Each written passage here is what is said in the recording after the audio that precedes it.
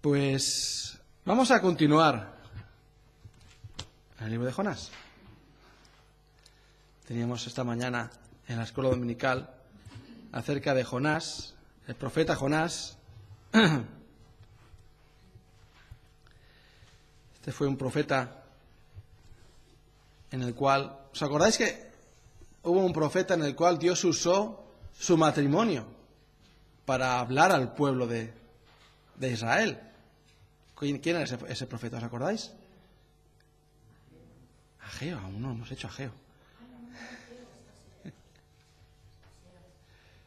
Si no recuerdo mal era Oseas, sí.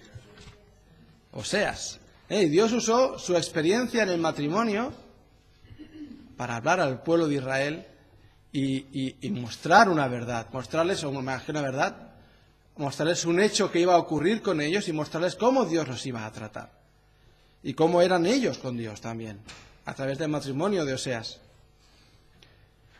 También usó Dios en diferentes ocasiones eventos en vidas de profetas o de personajes en la Biblia para hablar al pueblo y para ilustrarlo así también. Pues aquí Jonás vemos que Dios utiliza también su vida para hablarnos a nosotros también. Y aquí tenemos reflejado este libro que está en medio de los profetas menores y está considerado uno de los profetas menores, aunque no hay ninguna profecía. La única profecía que hay aquí, que Jonás dijo, a sabiendas él, era que Nínive iba a ser destruida si no se arrepentían en 40 días. Y eso no se cumplió porque ellos se arrepintieron. O sea, se cumplió en parte porque se arrepintieron y no pasó lo que Jonás dijo que iba a pasar. Aunque veíamos esta mañana que este libro, la historia, se convierte en una profecía. Porque el Señor mismo utilizó la propia vivencia de Jonás, que estuviera en el vientre del pez 3 días y 3 noches, como una señal para el pueblo de Israel de lo que le iba a pasar a él mismo, al Señor Jesucristo, que él iba a estar 3 días y 3 noches en el corazón de la tierra. Así lo dice en Mateo capítulo 12. Ahora, Jonás estuvo en el vientre del pez 3 días y 3 noches, no porque fue obediente, y no porque el Señor le mandó que entrara dentro de un pez. No, él no quería entrar, o no pensaba que iba a entrar en el vientre de un pez, pero acabó ahí por su desobediencia. El Señor no subió a la cruz por su desobediencia, todo lo contrario. Él subió a esa cruz y dio su vida por nosotros en obediencia a la voluntad del Padre. Aquí una gran diferencia, ¿no? Uno acabó allí por desobediencia, pero Jesús subió a la cruz por obediencia al Padre, por amor al Padre. Y Él sufrió esa cruz, esa muerte, por amor también al fruto que iba a producir, que somos nosotros, la salvación de todo aquel que en Él cree. Pues esta tarde vamos a hablar un poco, y he titulado el mensaje, Jonás y lo sobrenatural de Dios. Jonás y lo sobrenatural de Dios. Sin duda, en este libro hay muchas cosas sobrenaturales. Y quisiera que fuéramos por las que he visto y fuéramos hablando un poco acerca de ellas. Pero antes de nada vamos a orar. Padre Celestial, te damos las gracias en esta tarde, porque tú nos has redimido, Señor. Porque tú, Señor, no paraste al vernos. No paraste al vernos en nuestros pecados, sino que, Señor, aún así nos amaste y nos has redimido, Padre, y nos has hecho hijos tuyos. Padre Celestial, bendice este mensaje, bendice este tiempo aquí en los hermanos, Señor, en la iglesia, que podamos tener un buen tiempo y que tu nombre sea ensalzado. En el nombre de Jesús. Amén.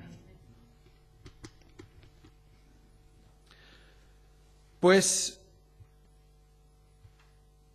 hemos estado viendo en estos días de la escuela dominical, en los profetas menores, que cada uno de ellos tiene un mensaje especial y específico. Cada uno llevaba un mensaje específico y único para el pueblo, y de una forma, vemos que casi todos ellos de forma diferente, de forma incluso a veces original o singular. Y aunque sí están todos ubicados en un periodo concreto, aunque algo extenso, pero todos son ubicados en un periodo concreto, hace ya 2800 años, más o menos, 2000 años desde el Señor Jesucristo, y de Jonás 800 años antes de Cristo más o menos. Todos llevaban un mensaje para ese momento, en concreto. Aún hoy en día, 2800 años después, estos profetas nos siguen hablando, a nosotros, que no estamos en ese lugar, en ese contexto, pero nos siguen diciendo cosas, nos siguen hablando. Y es que la palabra de Dios no vuelve a él vacía. La palabra de Dios no vuelve a él vacía, sino que sale y hace su obra, hace la labor por la cual Dios la envía, no vuelve a él vacía. Y aún hoy en día leemos estos pasajes, estos profetas, algunos más conocidos, otros menos conocidos, pero todos nos hablan. Y cuantos más los estudiamos, aunque los conozcamos, cuantos más los estudiamos, nos siguen sorprendiendo, nos siguen hablando, nos siguen diciendo la palabra de Dios, nos siguen diciendo cosas que a veces ni pensábamos, como decía Josué esta mañana. Leemos el versículo de una forma, pero si nos paramos a estudiarlo, vemos que, anda, dice más de lo que yo pensaba. Y así están todos estos profetas, que son como luces ahí en la oscuridad. Eran luces en la oscuridad en ese momento. Momentos de oscuridad, algunos de ellos mucha oscuridad, y estaban ahí brillando. Dios los sostuvo y estuvieron ahí brillando. Y siguen hoy en día brillando. Jonás tenía un mandato de Dios muy sencillo, de ir a la ciudad de Nínive, como hemos visto esta mañana. Llevaba un mensaje de parte de Dios. Se tenían que arrepentir de su maldad, o si no Dios los iba a destruir. A veces parece que Dios no se preocupa por las cosas que suceden en este mundo, pero no es así. Y Dios sí se preocupa. Dios sí conoce. Dios sí sabe. Sí sabe Dios. Estaban ahí los ninivitas viviendo en su ciudad, ajenos a lo que pasaba en Israel, ajenos a la palabra de Dios, ajenos a los profetas que estaban predicando. ¿Y qué pasa? ¿Que Dios no se enteraba de lo que sucedía en Nínive? Dios sí se enteraba de lo que sucedía en Nínive. Dios sí se entera de lo que sucede aquí, en Ucrania, en Venezuela, en donde sea. Dios sabe lo que sucede. Dios sabe, no necesita tener espías escuchando los WhatsApps y los Facebook y las historias estas. No necesita Dios. Él sabe lo que ocurre en el sitio más oscuro, más escondido de la tierra. Dios sabía lo que estaba ocurriendo en Nínive porque la maldad de la ciudad subió hasta él. La maldad de la ciudad subió hasta él.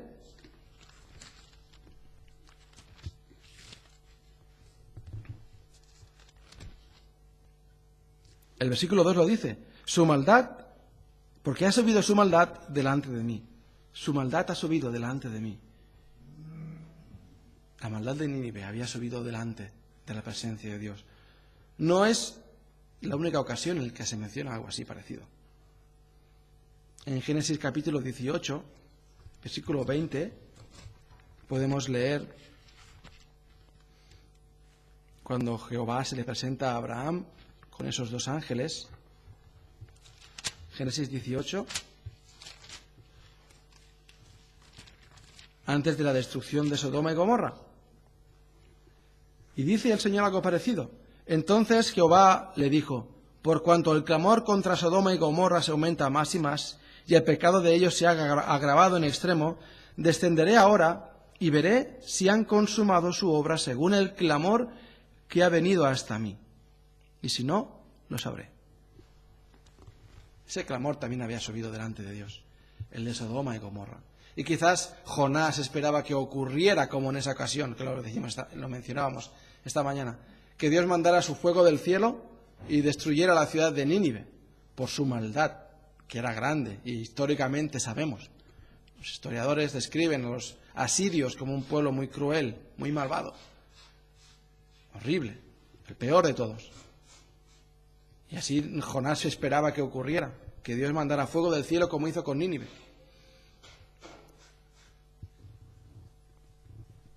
Ahora, en Sodoma vivía otro personaje, por el cual el Señor mandó a esos ángeles a la ciudad para que lo sacaran, Lot. Y Lot se nos dice la Biblia que era justo. Y Lot bien podía haber sido como un profeta en medio de ellos. Pero Lot no consiguió el mismo efecto que Jonás en medio de la ciudad. Porque Lot se vio comprometido en su testimonio. Vivía en medio de ellos y era uno más de ellos. Y aunque no hacía lo mismo que hacían ellos, Dios, la Biblia dice que era justo, cuando Lot avisó a sus yernos, los ángeles le dijeron: Lot, tenemos que huir de aquí, de la ciudad. Tenemos que salir de aquí porque va a ser destruida. ¿Tienes hijos, hijas, yernos? ¿Tienes familia que sacar contigo? Sácalos porque va a ser destruida. Y Lot avisó a sus yernos, las mujeres, los hombres, los maridos de sus hijas. Pero sus yernos pensaban que se estaba burlando de ellos, que les estaba tomando el pelo. No pudo ni convencerlos a ellos siquiera. Su testimonio se vio comprometido. Siempre ha sido un ejemplo de Lot, un mal ejemplo, de cómo un cristiano se va comprometiendo más y más con el mundo, por disfrutar de las cosas que tiene el mundo, por estar junto a ellos, por pasar desapercibido. Lot fue poniendo sus tiendas poco a poco, hasta llegar dentro de la ciudad de Sodoma, donde esos hombres querían conocer a esos ángeles, querían conocerlos físicamente, no querían saludarlos, hola, ¿qué tal? No, querían abusar de ellos. Ahí el pecado de la sodomía. A esa maldad había llegado. Incluso cuando los ángeles los cegaron, los dejaron ciegos, iban a por ellos, querían encontrar la puerta para entrar. Pero Lot no tuvo el mismo resultado que Jonás, porque él se vio comprometido. Ahora Jonás no. Jonás vino de fuera a predicarles la palabra de Dios. Ahora, qué diferente es otra ocasión en la que algo sube delante de Dios. Y la encontramos en el libro de Hechos, capítulo 10, versículo 31. Y tenemos también, qué curioso estos tres casos, porque los ninivitas no eran israelitas, ¿verdad? No tenían la ley de Dios. El pacto de Abraham con Dios, o el pacto de Dios con Abraham, a ellos no les afectaba para nada. Los de Sodoma y Gomorra tampoco tenían nada que ver con el pueblo de Dios. Es más, no tenía ningún parentesco con Abraham. El pueblo de Dios, digamos, no, estaba allí en Abraham todavía. Pero no, tampoco eran temerosos de Dios ellos. Y no eran israelitas, por supuesto. Y este hombre que encontramos en Hechos, capítulo 10, tampoco era israelita. Tampoco era judío. Este Cornelio, que podríamos considerar quizás como el primer gentil, aunque quizás no fue así, pero el primer gentil que se convirtió. El primer gentil que se convirtió, Cornelio. Y ahí tenemos a Cornelio en el capítulo 10, versículo 31.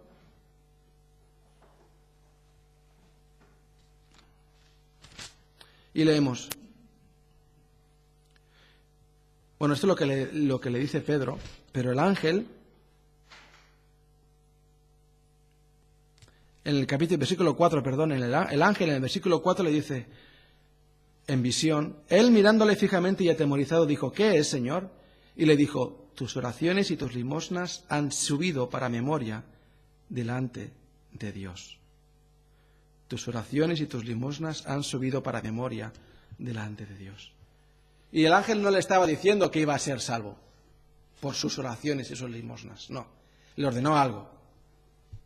¿Ves? Envía hombres a Jope y haz venir a Simón, el que tiene por sobrenombre Pedro.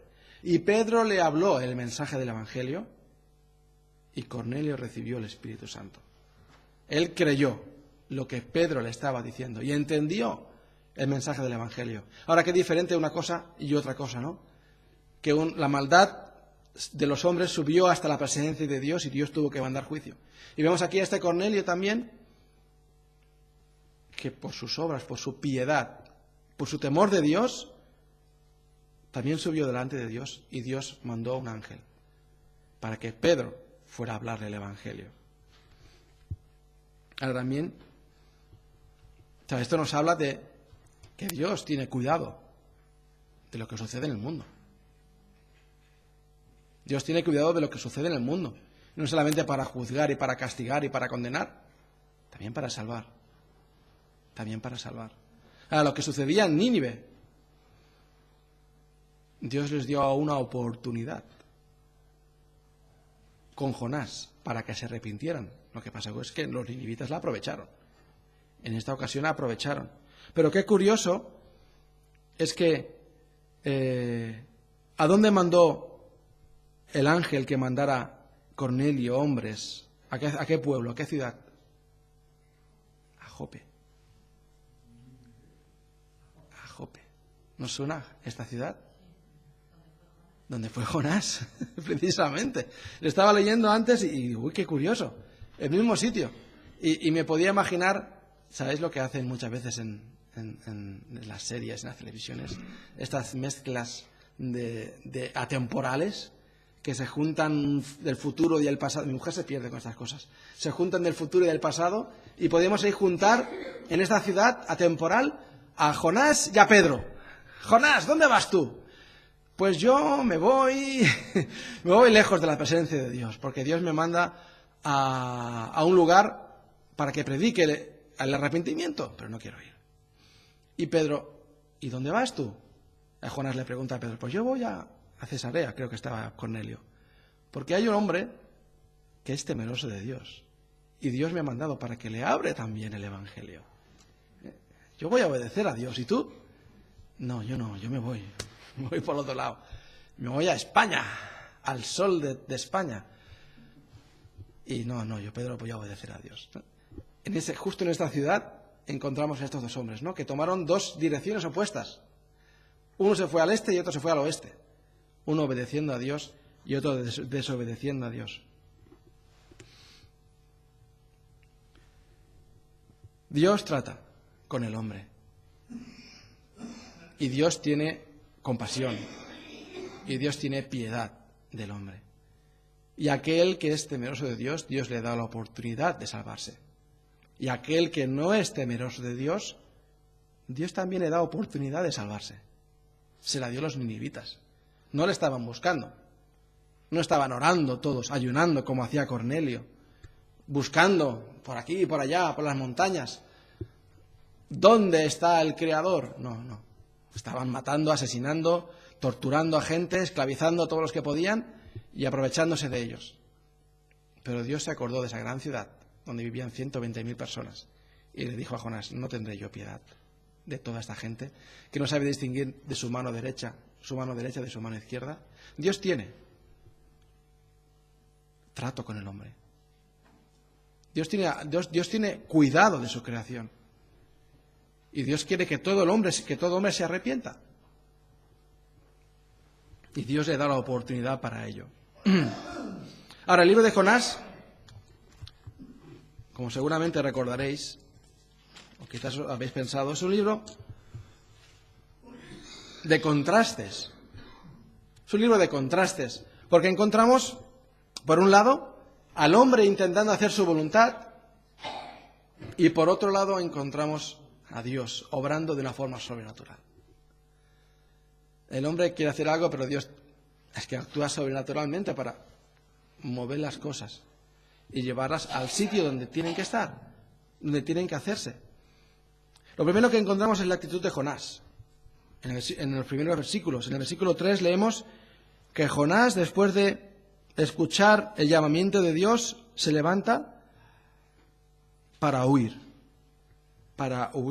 a Tarsis. Y ya mencionábamos esta mañana que Jonás no era un hombre que desconocía la palabra de Dios, sino que Dios lo llamó precisamente porque él era un siervo útil. Había profetizado en el tiempo de Jeroboam II. Era un siervo útil. Jonás conocía la palabra de Dios. Y lo vemos en el Salmo. Es un salmo esto, en el capítulo 2. Es una recopilación de salmos, es un extracto de salmos. Todos estos versículos, esta oración, son extracto de salmos que hay en la Biblia. Todos estos. Él conocía la palabra de Dios, pero él huyó de Dios. o intentó alejarse de la voluntad de Dios, lo más lejos posible, a ver si Dios manda a otro, porque como soy un desobediente, mandará a otro, yo no voy a ir, yo no quiero ir, o a ver si Dios cambia de opinión, o vete tú a saber lo que estaba pensando Jonás al hacer eso. A veces los hombres hacemos también cosas, los cristianos, hacemos cosas un poco irracionales. Nos tachan de ser irracionales al creer en la historia de Jonás. Pero yo creo que no es nada de ser irracional, sino de poner en práctica nuestra fe, en creer lo que la palabra de Dios dice. Pero a veces los cristianos hacemos cosas irracionales con nuestra fe, al desobedecer a Dios en algo que está claro en su palabra, porque nos gusta o porque no nos gusta. O sea, nos gusta lo que queremos hacer o no nos gusta lo que Dios nos dice que hagamos. Y actuamos de una forma irracional, como hizo Jonás.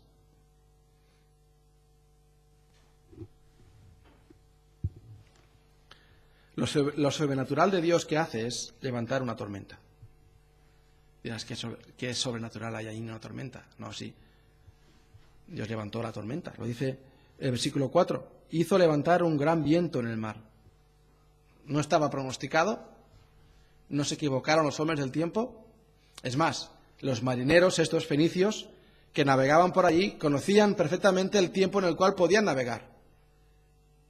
Los navegantes saben cuándo hay tormentas en el mar o cuándo es temporada de tormentas. Y el Mediterráneo, aunque es un mar tranquilo, también tiene sus temporadas de tormentas. ¿Y qué hicieron los marineros cuando llegaron? No me acuerdo qué isla era. Cuando iban con Pablo, atacaron en un puerto y hibernaron allí. ¿Por qué hibernaron? ¿Porque hacía frío o porque había mala mar? Había temporadas en las cuales no se podía navegar bien. Y entonces los marineros no salían. Ahora, cuando venía el buen tiempo, cuando era propicio navegar, entonces sí, navegaban los marineros. Y ellos sabían. Habían navegado de punta a punta del Mediterráneo. Se iba a Tarsis. Seguramente la gente lo ubica en el sur de España. Unas minas de oro que habían por ahí o de plata. Y Jonás se iba a la otra punta del mundo conocido. A la otra punta del mar. El más lejano lugar al cual podría ir. Sabían que no iba bien, que no era temporada de tormentas. Pero Dios levantó una. No toca ahora, pero yo voy a levantar una tormenta ahora. Y igual el Señor tiene poder como para levantarlas, como para hacerlas callar. Y Dios tuvo que levantar una tormenta para hacer volver a Jonás atrás. Lo segundo que encontramos es que estos marineros, los marineros que llevaban el barco, empezaron a clamar a sus dioses mientras Jonás dormía plácidamente. No sé qué hombre duerme más en la tierra, pero Jonás es uno de los que más profundamente podía dormir, en medio de una tormenta en el mar. Hay gente que montándose en las golondrinas ya se marea. Jonás no, Jonás se dormía. Mi hermana se duerme al entrar, o se dormía al entrar, no sé si aún lo hace, pero se dormía al entrar en los coches y estaba todo el camino durmiendo. Nada más. Jonás en los barcos. Él entraba en un barco y se ponía a dormir. Y ya había quien lo despertara. Ahí estaba Jonás durmiendo, los demás clamando a sus dioses. Y claro, estos hombres lo veían todo perdido. Y empezaban a clamar a todo lo que podían. Y empezaban a clamar a todo lo que podían. Pero a veces cuando el hombre ya llega a ese punto, ya no hay solución. Llega un momento en el que el tiempo pasó. Ya no hay más vuelta atrás. Todos han tenido una oportunidad para conocer a Dios. Dios no es injusto para llevarse a nadie a su presencia sin que haya tenido la oportunidad de haber siquiera haberse preguntado si existe alguien, si existe Dios.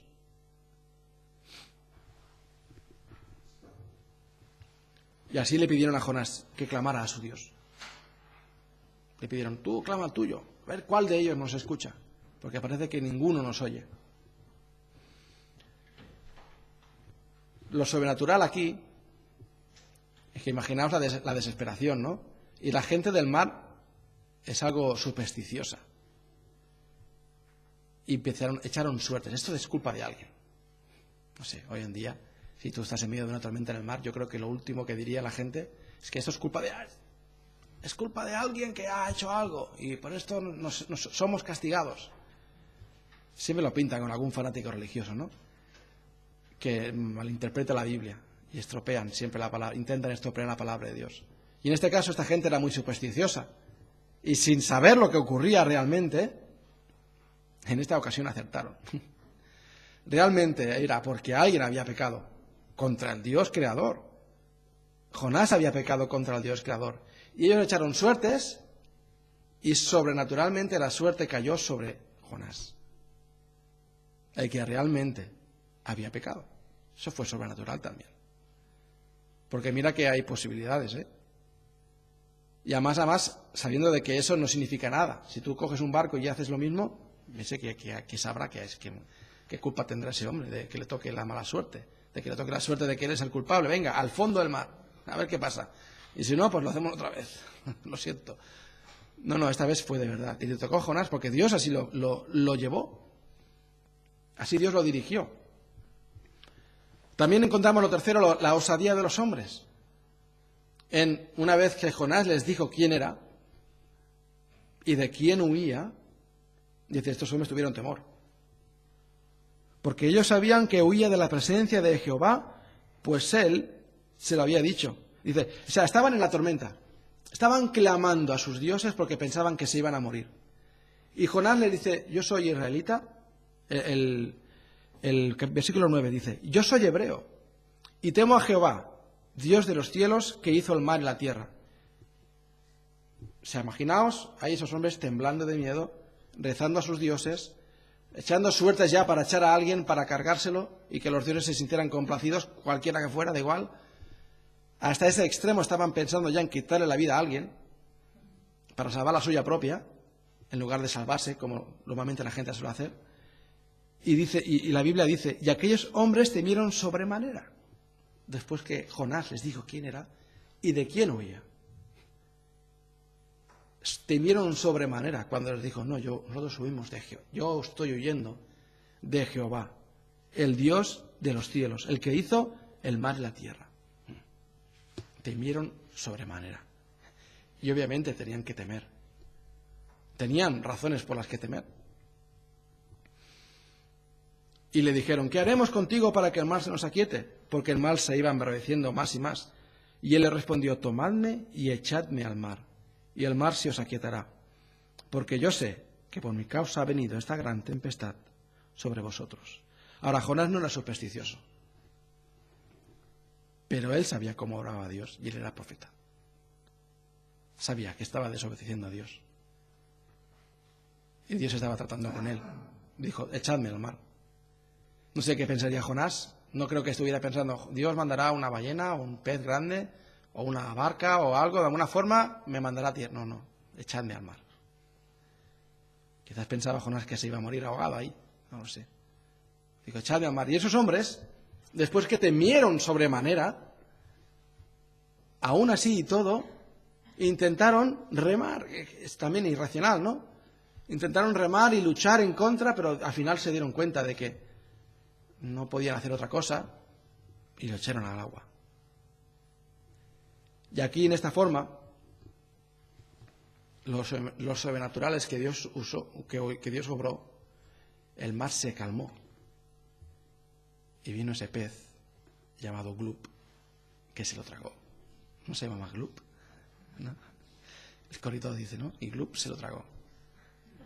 No. Y ese gran pez se lo tragó. Ahora, esta mañana mencionábamos acerca de esa historia de ese hombre en las Islas Malvinas. Bueno, yo he mirado un poco más. No sé si es cierto. No sé si es cierto del todo. He encontrado el nombre de la persona y todo, y el nombre del barco en el que iba. Si lo queréis buscar en internet, lo podéis buscar. No sé si es cierto. Ahora, yo no necesito esa historia, esa otra historia del siglo XIX para creerme lo que la Biblia dice. Yo no lo necesito. Yo no sé tú, pero yo no lo necesito. La Biblia dice que Dios mandó un pez que se tragó a Jonás. Y yo me lo creo. Si me quieres llamar irracional, dime irracional. Yo también te podría llamar irracional o podría llamar irracional a quien creyera en la evolución, ¿no? ¿Para qué vas a querer tú un estómago con gases, con sucos gástricos? ¿Se llaman sucos gástricos? Jugos. Eso es el problema de hablar dos idiomas. Casi tres. Sucs es en catalán. ¿Para qué quieres un estómago sin jugos gástricos si no lo vas a usar, si no se vas a poder usar? Te va a caer eso ahí y ahí se va a quedar. Pobre intestino. Para echar eso después. Es irracional pensar eso. ¿Para qué quieres un ojo si no tienes nervio óptico? ¿Para qué quieres un nervio óptico si no tienes un ojo? Inteligente cuerpo que genera un ojo y un nervio óptico a la vez. Porque sabe lo que va a ocurrir después. No. Yo tengo fe en Dios.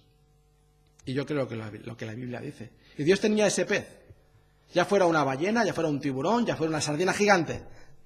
Pero ese pez se tragó a Jonás. Y ahí estuvo sobreviviendo, 3 días y 3 noches. Y Dios lo sostuvo ahí dentro.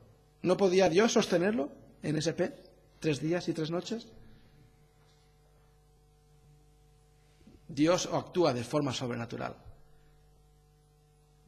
Ahora, la gente se maravilla, ¿no?, de que ese pez se tragara a Jonás. ¿No se maravilla de que el mar se calmara? ¿De que la tempestad parara? ¿Terminase? Eso también fue un milagro. De que justo al caer Jonás al agua, ¡chaf!, la tormenta parara y el mar se calmara. Y ahí abajo, Jonás hundiéndose, viendo cómo se alejaba el barco quizás, vino ese pez y lo para adentro. No lo masticó, no lo mordió, no se quedó un bracito de recuerdo, nada. Ahí estuvo Jonás 3 días y 3 noches en el vientre del pez, con el oxígeno suficiente para respirar y para tener un poco de lucidez y hacer esta oración que leemos aquí. Por fin algo de lógica o algo de sentido común en Jonás, clamando desde el vientre del gran pez. Y aquí este salmo, esta oración aquí, bien podría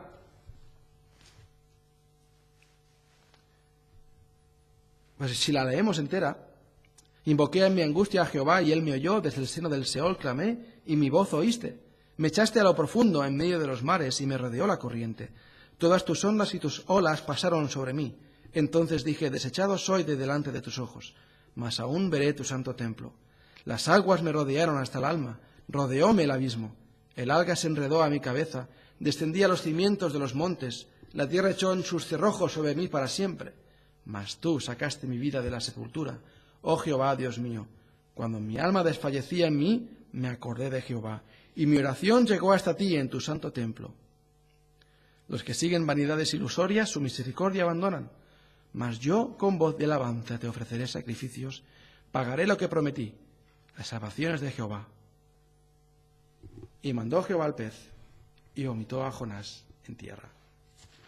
Pero esta oración bien revela, o bien tiene mucho parecido con el Salmo 139, versículos 7 al 12. Jonás estaba huyendo de Dios. Estaba escapándose y él sabía bien la palabra de Dios. Y lo vemos con esta oración de aquí, que se parece mucho a otros versículos, a otros salmos que hay en el libro de los Salmos. Pero el Salmo 139, versículos 7 al 12, leemos: ¿a dónde me iré de tu espíritu y a dónde huiré de tu presencia? ¿Dónde será? ¿Tarsis? ¿Dónde será? ¿En el vientre de un pez? ¿Donde podamos huir del Señor y donde el Señor no nos vea ni nos oiga cuando le clamemos? No, tampoco. Ni en Tarsis, ni en medio perdido en el mar, ni dentro del vientre de un gran pez. Dios oye la oración del hombre que lo busca. Si subiera a los cielos, allí estás tú, y sin el Seol hiciera mi estrado, allí tú estás. Y Jonás dice, aquí habla del Seol: desde el seno del Seol clamé y mi voz oíste. Jonás se daba por muerto. Ahí no voy a salir más, pero yo voy a clamar a Dios. Y él clamó a Dios y Dios lo oyó. Si tomara las alas del alba y habitara en el extremo del mar, no sé cómo se llamaría ese mar, ese barco, el alba, la aurora, no sé. Pero da igual. Aunque él cogió ese barco y se marchó a la otra punta. Aún allí me guiará tu mano y me asirá tu diestra. Si dijere ciertamente las tinieblas me encubrirán. Aún la noche resplandecerá alrededor de mí. Aún las tinieblas no encubren de ti y la noche resplandece como el día. Lo mismo te son las tinieblas que la luz. Y allí en la oscuridad del vientre del pez, ahí no tenía velas, ni luz de nada. Allí en la oscuridad, en medio de envuelto en las algas, en los peces, en los desechos, en medio de los jugos gástricos que estaba Jonás. Allí clamó Jonás a Dios. Y su oración llegó a Dios. Jonás experimentó este salmo. David no había estado en un lugar parecido. Quizás había estado escondido en alguna cueva cuando huía de Saúl. Pero más de eso, no mucho más. Ahora, Jonás sí que intentó hacer todo eso que pone el Salmo. Irse a la otra punta, esconderse en el lugar más profundo, aunque fue sin querer. Pero ahí estaba Jonás, en el lugar más profundo, en medio del mar. Dice aquí, en los cimientos, ¿cómo lo dice? En medio del mar, sí.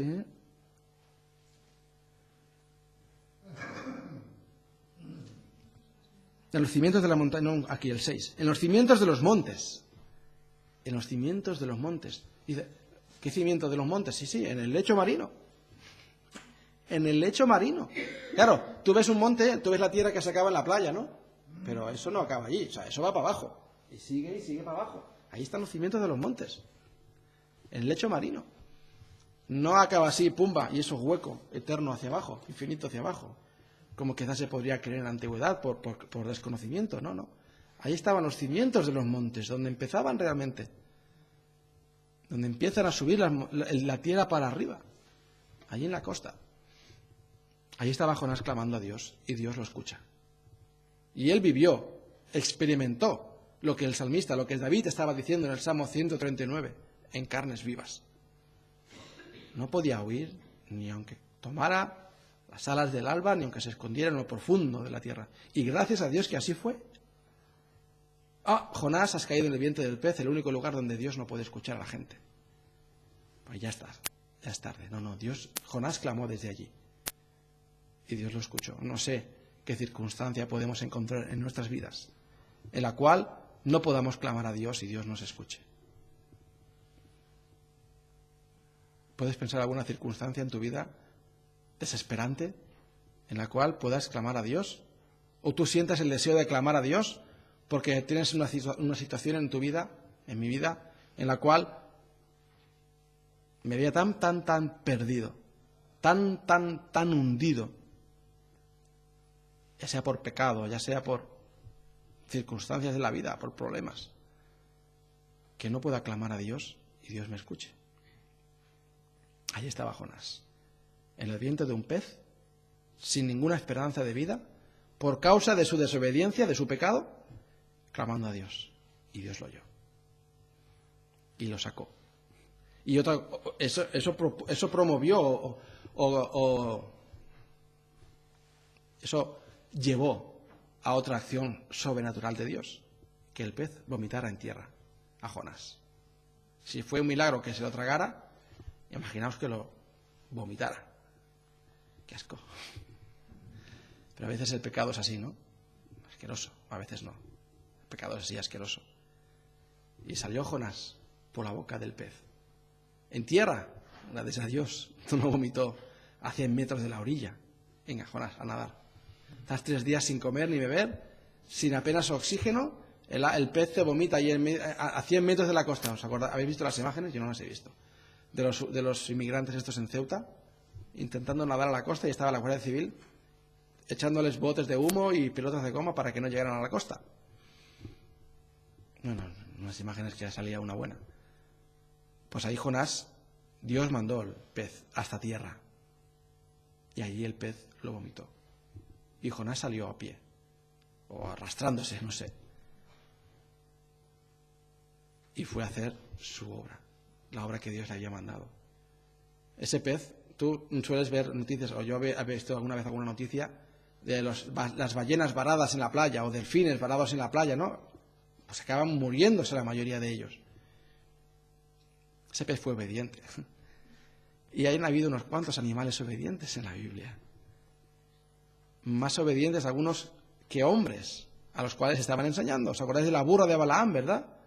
Esa burra estaba obedeciendo. Y fue abierta su boca para que le hablara a Balaam. Y le llevó un mensaje, le dijo algo importante, ¿no? O con ella habló y le dijo que el ángel estaba allí. Y aquí estaba este pez obedeciendo en lugar de Jonás.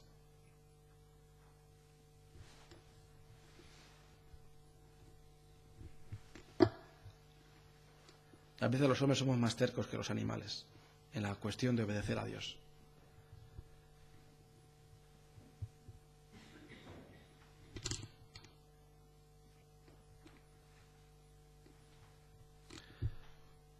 Después encontramos lo quinto, la obediencia del profeta en ir a Nínive. La actitud de Jonás al final cambió. Como mínimo su voluntad cambió. Y se fue a Nínive, que creo que está a unos 1.200 kilómetros de la costa del Mediterráneo. He mirado un mapa y me pareció que estaba a unos 1.200 más o menos. Cabe una España justito, me parece. Del mar hasta Nínive, hasta la ciudad de Nínive. Y esta obediencia llevó también a otro acto sobrenatural. No sé qué es más sobrenatural. Que ese pez se tragara a Jonás y lo vomitara en tierra, o que 120.000 personas se convirtieran por el mensaje de un solo hombre. No hizo falta hacer ninguna campaña evangelística a lo grande, llenar un estadio. Hombre, esas personas cabrían en un estadio de fútbol, ¿no? No sé, quizás en Brasil hay algún estadio así de grande. El Maracaná, quizás, no sé. 120.000 personas caben en un estadio, podrían caber en un estadio de fútbol. Ahí hay un súper predicador, un súper evangelista y un súper espectáculo. Y al final, cuando el hombre dice, ¿quién quiere levantar la mano? Todo el campo levanta la mano. Ahí las 120.000 personas convertidas. No se repartió ni un folleto, siquiera, por las calles de Nínive. Ni se hizo ningún concierto. Ni se invitó a ninguna persona especial, ningún famoso, a que viniera a hablar algo. No. Hubo un hombre caminando por Nínive, predicando que se arrepintieran, porque si no Dios iba a destruir la ciudad. Y se arrepintieron. Más de 120.000 personas. ¿No es un milagro eso? Es un súper milagro. Es un súper milagro eso. Que 120.000 personas se arrepintieran al mensaje de un hombre que ni lo conocían siquiera. Que ni lo conocían siquiera. Y Dios no envió al castigo.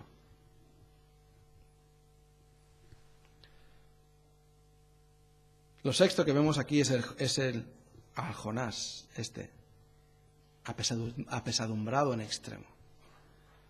Otros habrían estado, no sé, extasiados, saltando de alegría, si Jeremías hubiera estado en esa ciudad y su mensaje hubiera surtido ese efecto. Su mensaje a Israel, a Judá, hubiera surtido ese efecto, que se hubieran convertido todos por su mensaje, o de Oseas, antes de la fin de Israel.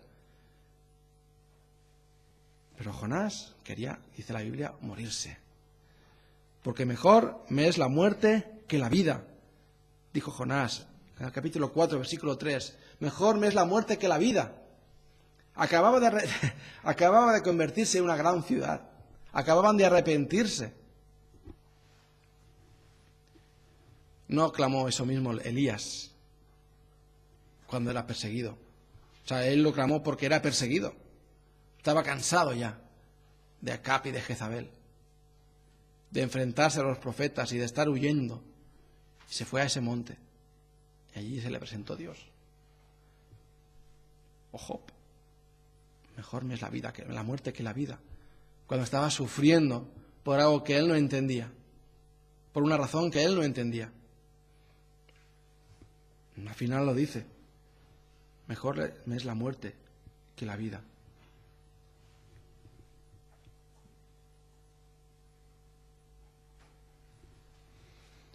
Qué pena que Jonás acabara diciendo eso, ¿no? Él cambió su voluntad, pero no cambió su corazón. No cambió su corazón. Y qué bueno es obedecer a Dios de corazón también. De corazón. Es necesario obedecerle de corazón. Si obedecemos a Dios solamente porque hay que hacerlo y ya está, no seremos bendecidos. Quizás seamos librados de males, o de peligros, o de pecados, o de consecuencias negativas. Pero si obedecemos a Dios de corazón, seremos bendecidos. El gozo de Dios estará en nosotros. La bendición de Dios vendrá a nuestras vidas. La paz de Dios habitará en nuestros corazones. Si obedecemos a Dios de corazón. De corazón. Es lo que Dios quiere que hagamos. Dios tuvo aún una lección más para Jonás. Y le hizo crecer esa calabacera. En una noche creció una calabacera. Y Jonás, qué contento estaba en su calabacera, en su sombrita, al fresquito de la calabacera. Y a la noche siguiente salió un gusano que secó la calabacera. Y otra vez, Jonás, me enojo mucho, hasta la muerte me enojo, porque se me ha muerto la calabacera. Yo soy mal jardinero y se me mueren las plantas. Y se ahogan las plantas porque las riego mucho. O se secan porque no las riego. ¿Qué hago con las plantas? No hay gusanos que se las coman, no. Las ahogo o las seco. Difícil. Pero no me enojo hasta la muerte. Pues yo compro otra. Ahora Jonás no tenía tiempo para ir a comprar otra y él estaba muy mal. Estaba enojado hasta la muerte. Y Dios le dije, ¿te enojas por la calabacera, Jonás? ¿Te enojas por la calabacera? ¿Cómo no yo voy a tener piedad por esta gran ciudad? Donde viven más de 120.000 personas y muchos animales. ¿Cómo no voy a tener piedad de ellos? Ahora, esta ciudad de Nínive no salió así de la nada. No salió así de casualidad. O no sabemos su historia siquiera.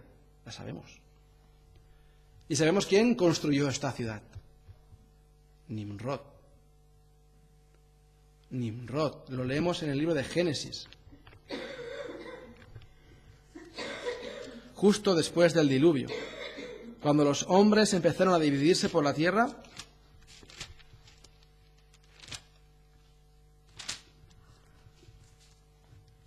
en el capítulo 10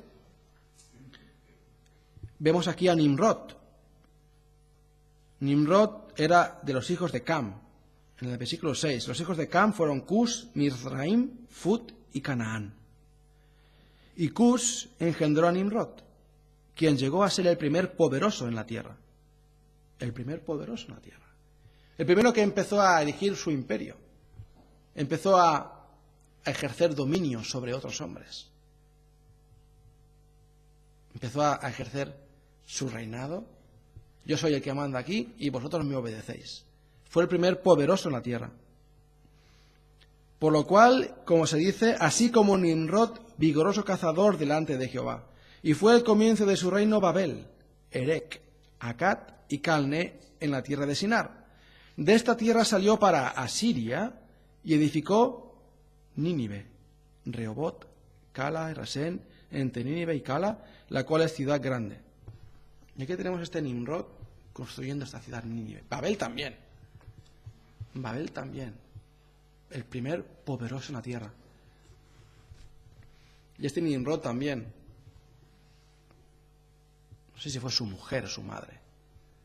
Fueron los que crearon la primera religión pagana, de la cual se adoraba. Montaron un un culto religioso. Y estaba Nínive. Y Dios dijo, antes de destruirla, por todos esos siglos había estado ahí Nínive, poderosa, malvada, pecadora contra Dios. Y dijo Dios, antes de destruirla voy a mandar a un siervo para que les predique el Evangelio, para que les predique el arrepentimiento, porque su pecado ha llegado hasta mí. Y ya ahí basta. Ya he dicho basta.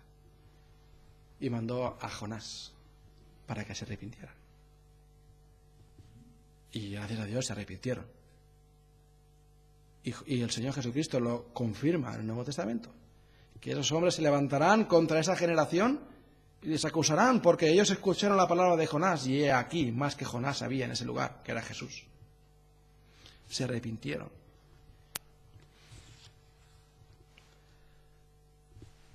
No tengo una conclusión para esto, para este mensaje. Hemos visto la mano de Dios poderosa, obrando para que el hombre haga su voluntad. Y que Dios tiene un trato con el hombre. Dios trata con el hombre y Dios da la oportunidad al hombre para que se arrepienta. Y Dios lo lleva al punto para que se arrepienta. Pero tiene la oportunidad para que se arrepienta. Y gracias a Dios por el libro de Jonás. Porque Dios se preocupó también por la gente que no era de Israel. Y eso se convirtió en una profecía histórica. Después, cuando el Señor Jesucristo vino a salvarnos, como decíamos esta mañana. Porque Él también vino a buscar lo que se había perdido. No solamente los de su pueblo, Israel, sino también a dar libertad a cualquiera que se acercara a Él, sea judío, sea gentil. Dios también da la oportunidad a los gentiles, a todos, para que seamos salvos. La voluntad de Dios será hecha. La voluntad de Dios será hecha. Eso no hay duda. Ahora, la pregunta es, ¿nosotros seremos hallados haciéndola? ¿Nosotros seremos hallados haciéndola? ¿De corazón? ¿De corazón? Eso es lo mejor que podemos hacer. Nuestro Dios es el Dios de las maravillas. Es el Dios de lo sobrenatural. Ese es nuestro Dios. Tenemos un gran privilegio en poder servirle. Pues sirvámosle de corazón, contentos y gozosos por lo que Dios ha hecho y puede hacer todavía. Padre Celestial, a ti te alabamos, Padre, porque solamente tú lo mereces. Ayúdanos, Señor, a servirte con amor, a servirte de corazón, Padre. Perdona, Padre, nuestras faltas, nuestras deficiencias, Padre. Perdona, Señor, nuestros pecados, Señor, que te ofendemos, Padre. Y ayúdanos, Señor, a vivir para ti. Ayúdanos, Padre, a buscarte y a anhelarte, Señor, y a hacer tu voluntad en nuestras vidas. En el nombre de Jesús pedimos estas cosas. Amén.